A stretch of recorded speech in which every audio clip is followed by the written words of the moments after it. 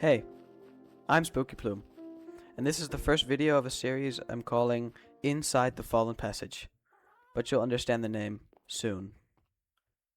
Oh gosh darn it. I'm a big fan of Hermitcraft, and a fan of Star Wars, and I thought to combine the— oh my god, I am really bad at walking in third person. Let's try that again. As I said, I'm a huge fan of Hermitcraft and Star Wars, and have been watching quite a bit of Tango Tech recently, and it has inspired me to make my own game, based on Decked Out and Star Wars. But let's start off with a world tour. This world is actually quite old already. It started the same time Hermitcraft Season 11 started, and I've been playing on it with some of my friends, which won't be featured on this channel for privacy reasons. What I can do is show you the stuff they built. Starting the tour in my base. My theme this time around is currently Hermitcraft.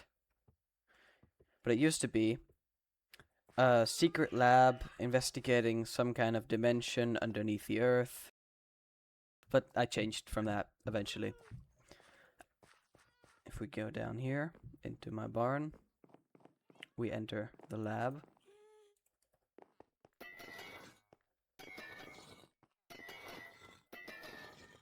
With a help desk, music discs, a villager trading hall, an iron farm, a drop down. The iron farm works great. I got villagers for books, villagers for food and emeralds, with a pumpkin and melon farm.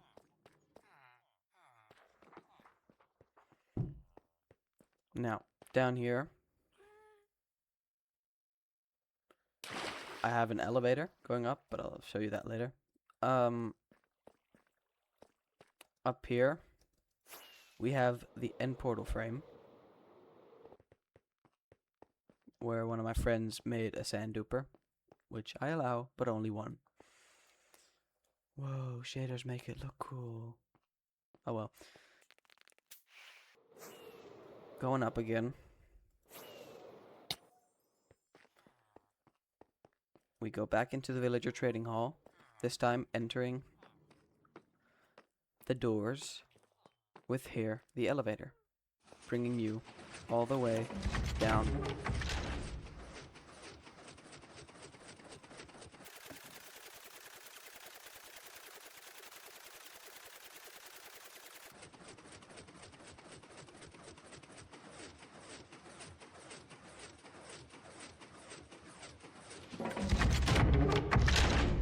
Into the cave below, which is a massive cave system I was planning on terraforming into a new dimension.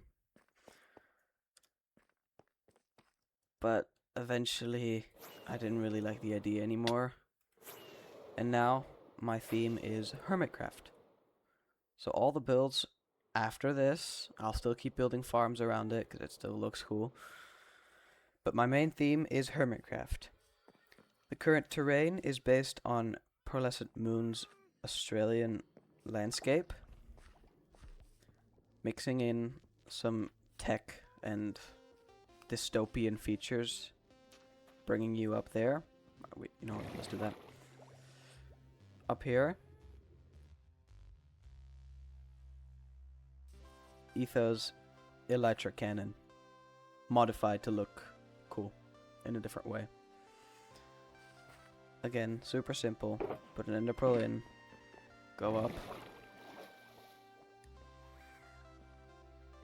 choose the time you want to go. You won't get a potion effect, but just know it will take 2 minutes for you to be, or 1 minute for you to be teleported back. And we got a tripwire hook and a way to look. But I'm not going to show you that now. You may see it in later videos.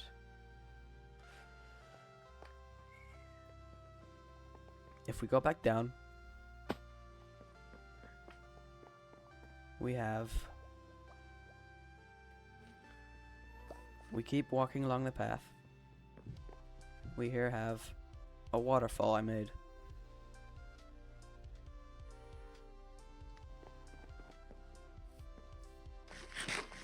Oh yeah, we have custom models in this server. This is where you watch the sun rise or the moon rise.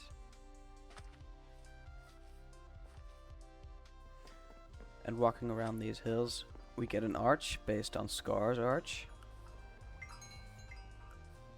I'm walking into my house, my home.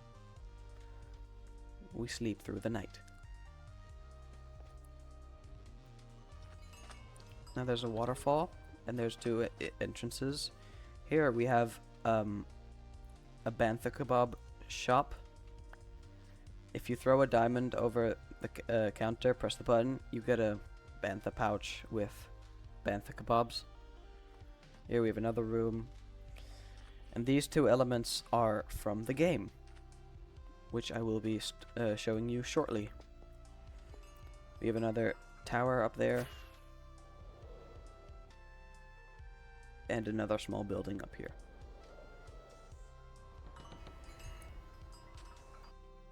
Now, moving on. Down the mountain here, we have one of my friends, her base.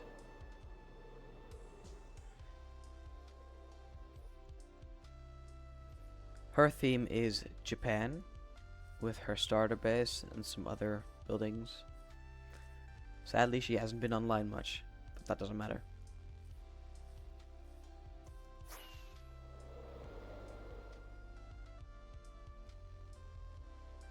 And her base is really cozy.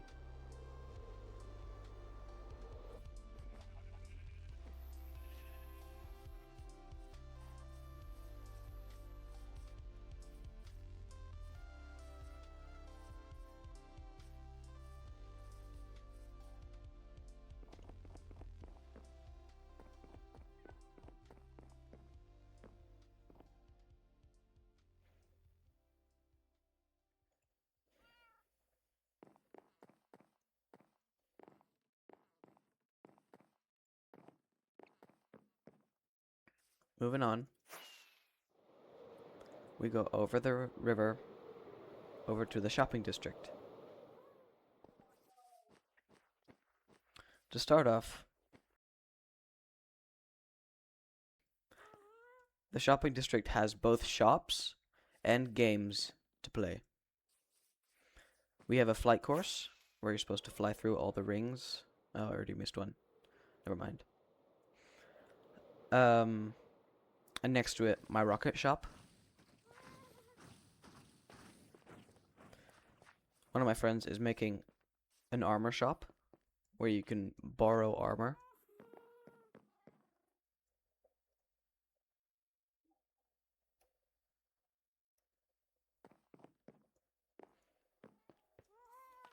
This is the intro for my game.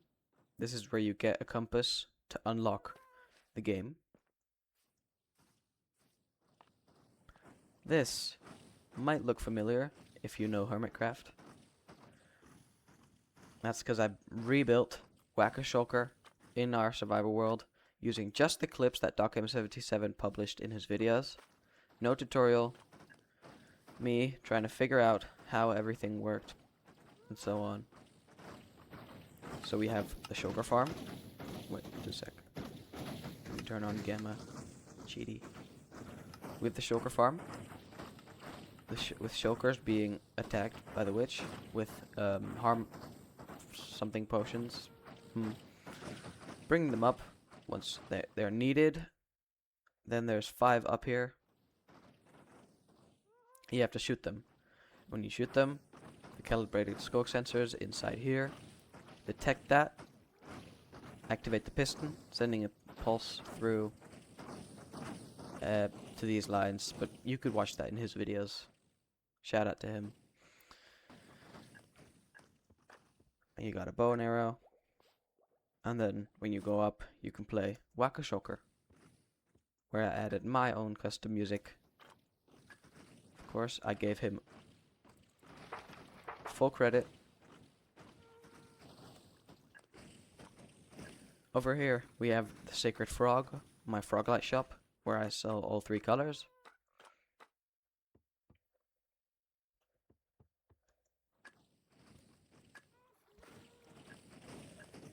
And that's pretty much it. Not many people have made shops yet. Now there's a road here, and if we follow that,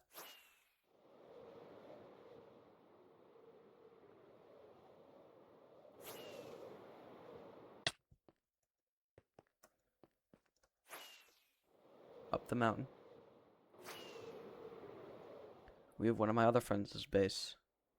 And he built a giant tree.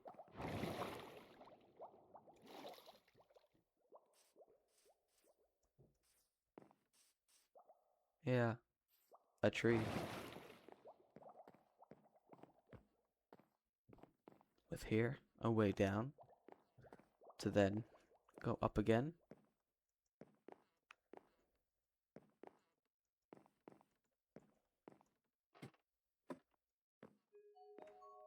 With a glass platform. Moving on. Over on the other side of the valley, we have one of my other friends who just recently joined. And he built, yeah, I don't really know what he built, but he built something. Some kind of church.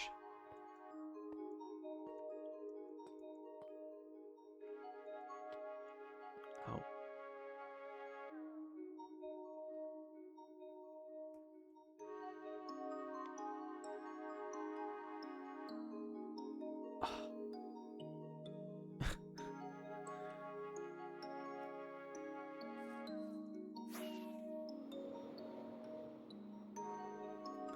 Flying back.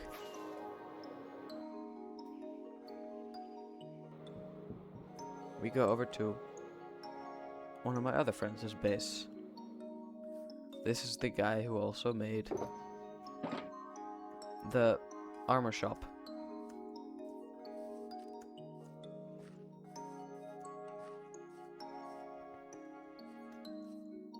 And his theme is medieval.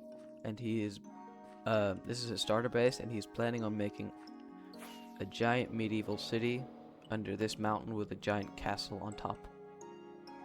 Here, a lookout tower.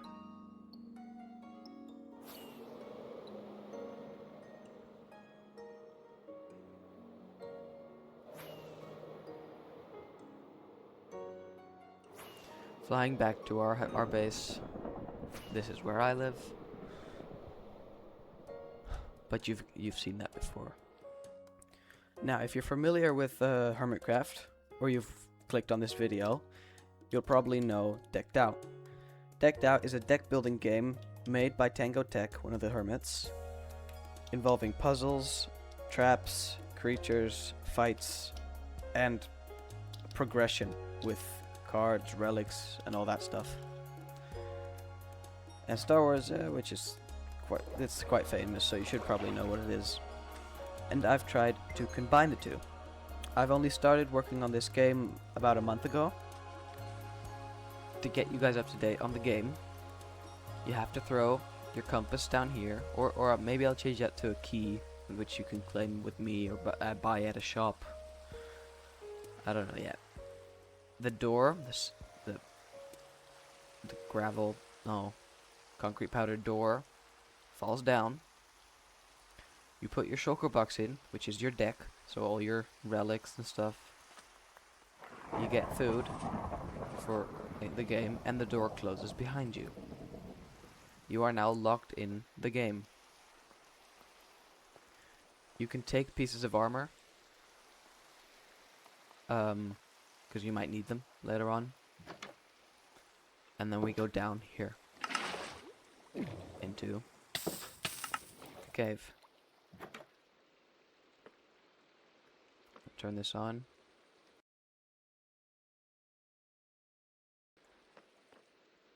I could give you a small side-by-side view. Here.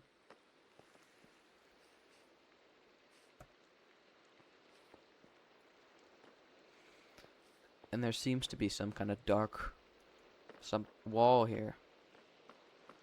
Now there's no button, nowhere, so we can't go in there.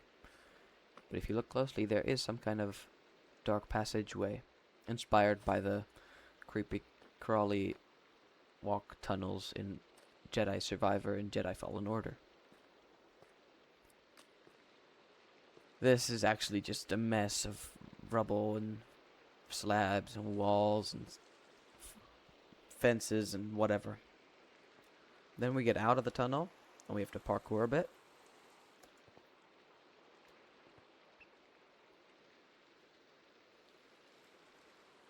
And that was pretty simple. Here, inspired by Etho's green water effect. I'll show you this with shaders as well. And once you fall down, you cannot jump up again. You won't have jump boost. The beacon effects won't be active once you play the game. Jump up here, and you have to try again.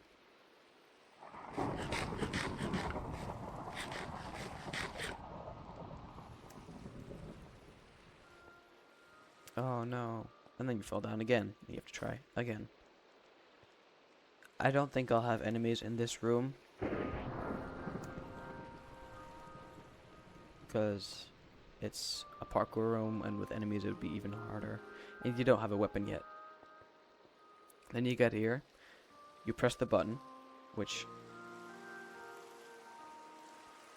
turns on this. I have a lot of these, which are just droppers into another dropper, which can only be turned on once. It's just kind of like a T flip-flop. Editor Spooky here. It's an RS Norlatch I'm trying to get out of my mouth. And then it can only be turned off at the end of the game with the end of game loop, which opens this door, opening into the first Imperial room. I'll show you with shaders too. Looks very nice and bright. We got some crates here, a gonk droid, because of course this is Star Wars, and something down here, but we'll wait for that for a second. Here,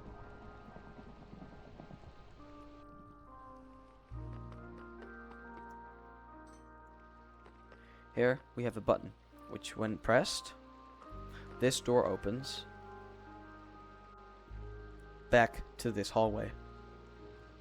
Now I'm not going to press it currently because the game isn't actually running.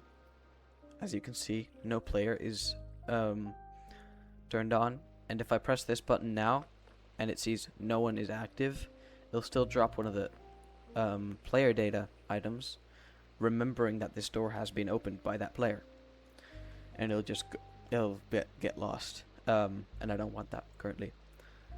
So when a player is playing, he presses the button, it gets checked, is the player has the player played before, yes or no. If he has, he gets one of those tokens. If he hasn't played before, he gets a token remembering that he has opened the door, so that next time he plays, the door will already be open.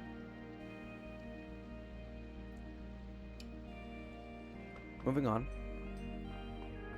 we go down into the tunnels, where currently there are no geysers, but those can be turned on when the player is on their way back home. There's a button here turning on geysers, which with the same player data technology, remembering that they have triggered the geysers before. Now there's two paths here, one of those creepy tunnels, and one just normal.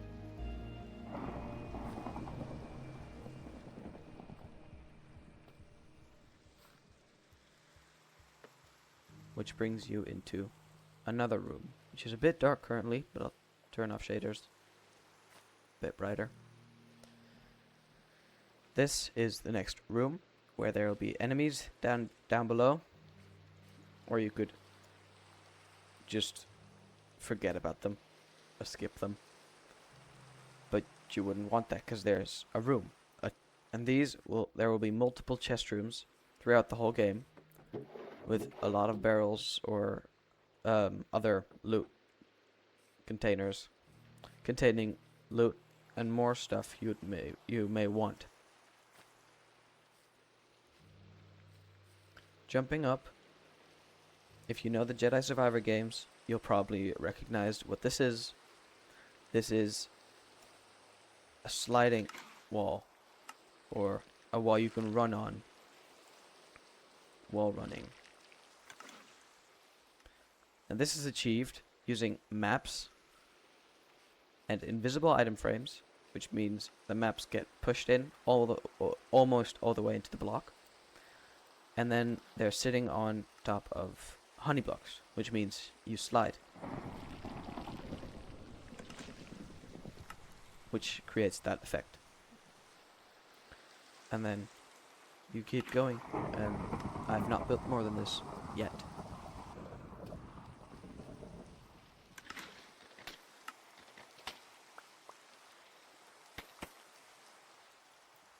This is the player identifier, also seen in Dango Tech's videos of Decked Out 3.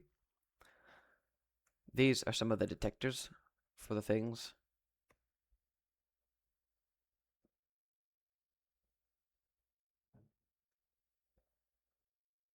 And only if the button is pressed from the inside and the player hasn't had it turned on yet, will it send a new item through. If it has already been turned on by the game, which happens instantly, almost, it won't have the end gate, and the end gate won't turn on.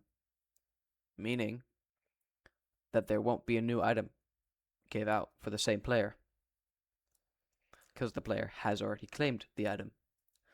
The same happens down below for the door. This is for the geysers, this is for the door. Now the geyser setup is really simple. It's just lava being dispensed at a certain interval, and once the game is turned off, it can only end in being off. This is the music system for the game, or at least for this area, giving us some Star Wars music into the game. Now this is the messy redstone for dispensing the items into this house, into this chests and stuff. And these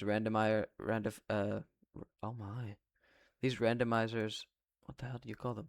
Oh well, these random machines, they count for a certain signal strength, either being a single stack item or a non-stackable item.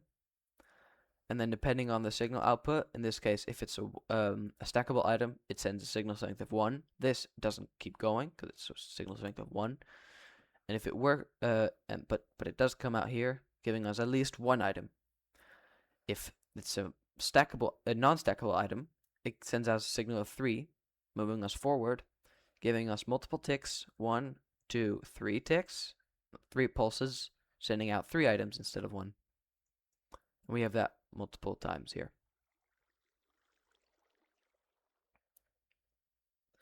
This is the shulker box unloading system, unloading all player items down here, and the shulker box here, which is their deck, and moving it down.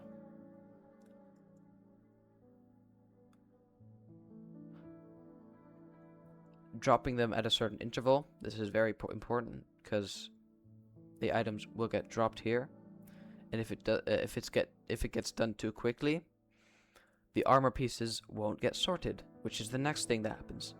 All the non-stackable items, like weapons or armor, get filtered out and pushed back up to the player, so that the player regains their armor. Then they get pulled back. Then all the other items, including the player identifier, get pushed down this water stream. All the player identifiers get caught by their corresponding row, and all the other items keep flowing into the systems and relic identifiers, whatever. And the player identifier turns on their player identifier, where all the player data, which is in this case items, gets pushed out into the water stream, and then somewhere in the game get collected, read, and turn something on. For example, settings can be added, like if the player doesn't want music or whatever, he can turn that on and that will be put into the player data. And then once all the player data gets returned, which will happen eventually, it'll get pushed up here through the water elevator and back into only that player, only the current playing player, their player data storage. I recommend watching Tango Tech's video for the full explanation, because I'm just not that good at explaining stuff. But I'll try my best. And this was only the first episode, and this was only a brief explanation of what everything is in the server tour. The next episode, we will be building the Relic Crafter system and building upon our game with new rooms and adding the enemies to some other rooms. Thanks for watching. Consider dropping a like and subscribing to follow along with the journey of building the Fallen Passage. If you have any ideas or oh my, I am really bad at third person.